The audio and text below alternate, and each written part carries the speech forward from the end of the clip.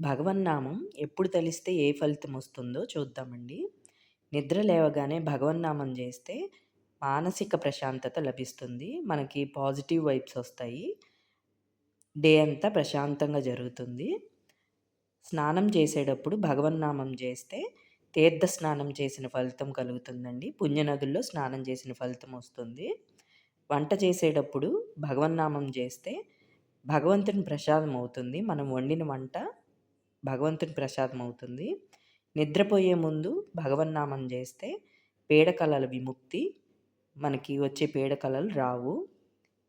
కాబట్టి మనందరం భగవన్నామ స్మరణ ఇష్టదైవాన్ని రోజంతా ఈ సందర్భాల్లో తలుచుకుందాము. మీకు గనక ఈ వీడియో నచ్చితే లైక్ చేయండి, షేర్ చేయండి, కామెంట్ చేయండి. ఓం నమో భగవతే వాసుదేవాయ.